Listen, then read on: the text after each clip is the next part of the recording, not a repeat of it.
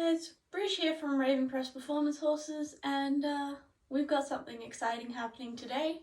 So if you follow me on Instagram, you'll know that I like to take things quite slowly, and my confidence isn't always the best in that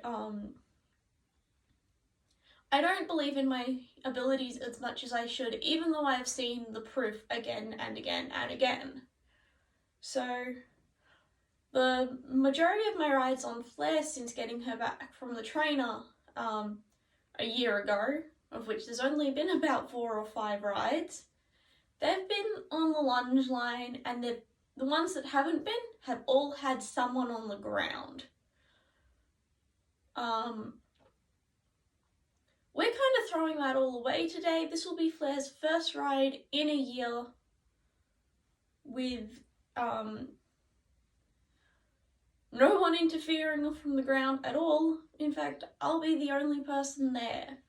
So this is a little bit scary, but also really exciting because it's going to be a huge step forward for us.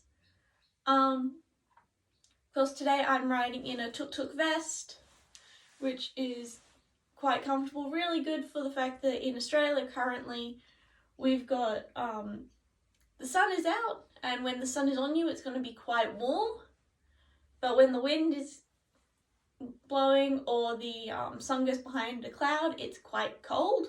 So this will help keep happy even in between, even though we're going to have that kind of random weather.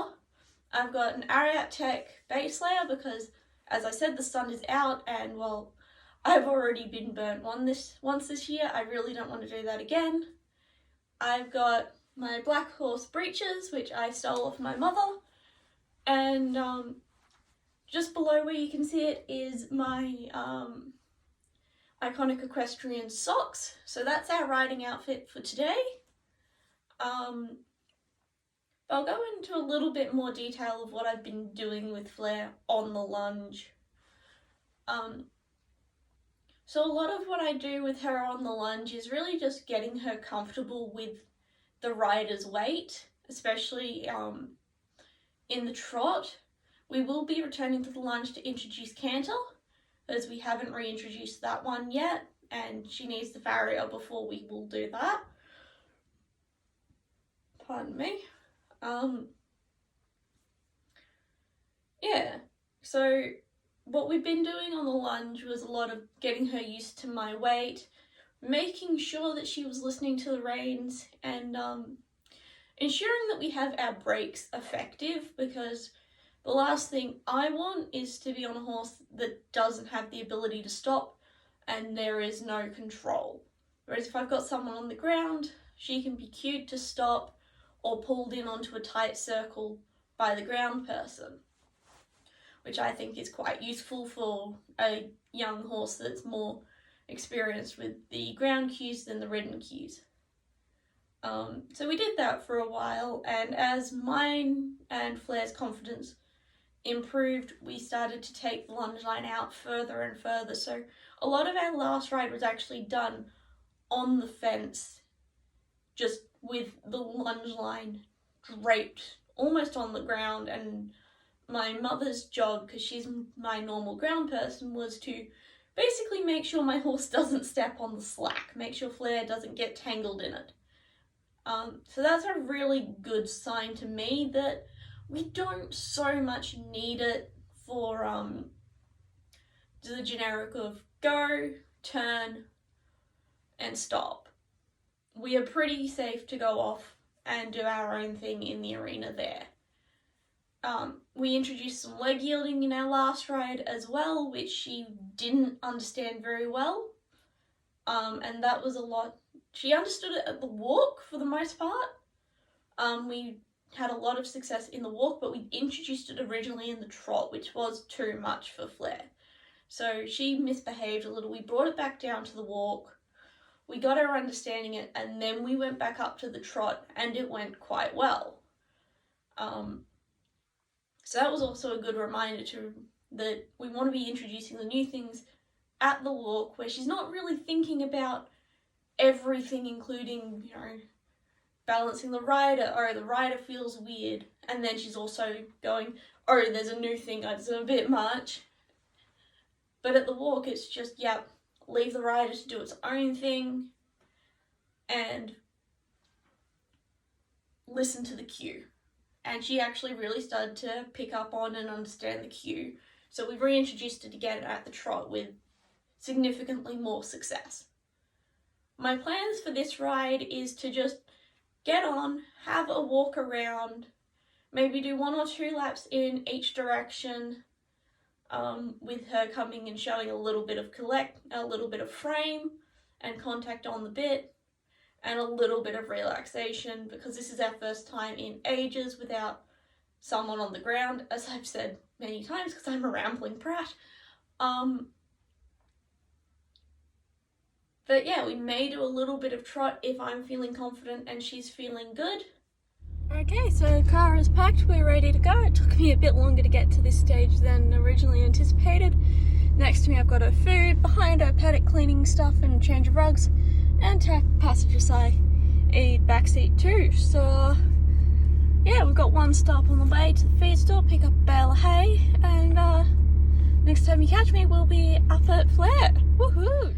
Okay, so we're here. I've got all of Flair's stuff out along with my helmet, and all that was left to do is and there she is. So let's get her untacked and unrugged and tack her up.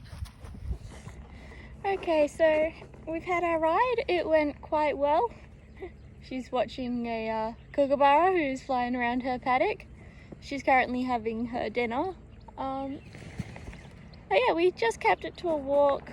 She is due to have her feet done, so I don't really want to faff around with pushing her, especially as her hooves are a bit long in the toe, and that can cause some horses to trip. So while I'm just building her up, keeping her confident is the most important thing. So we just did about half a lap of each direction at a walk. Hi baby. Which went really well. She had pretty good brakes.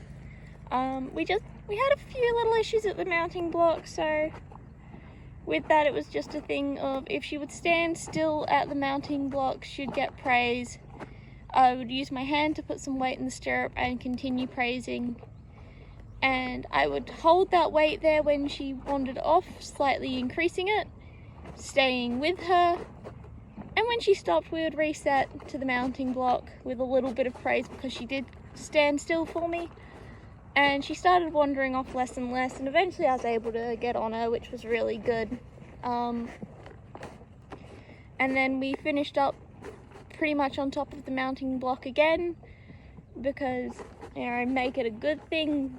You want to be here because we'll finish here, sort of idea. So stopped her at the mounting block, gave her a big cuddle, jumped off,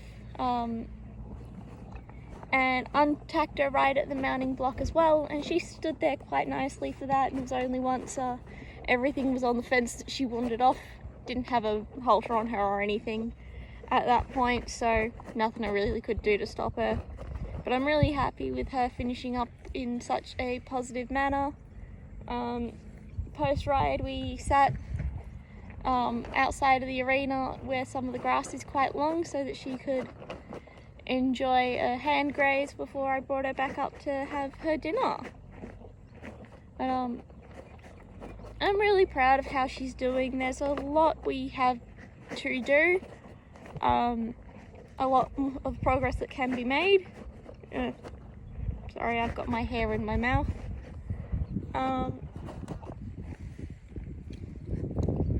But yeah, good step forward. Thank you for the snot, sweetie. And it means that things are going to progress that little bit faster, because I'm not going to feel like I need someone around to make sure things don't go wrong. When I get home I'll be calling up a new farrier, see if I can get someone out to see her, and yeah, fingers crossed that it's full steam ahead from here on out. Sarushka Venus from Ravencrest Performance Horses, finishing up. It was wonderful having you guys here with me. Remember, if you want to see more of this content, we do have the subscribe button down below. Or if you have subscribed and you want to know for sure when we've got new posts coming out, we do have the bell button. So go and hit that bell button too. As always, any comments are appreciated, especially if you've got ideas about posts for future videos. Bye guys!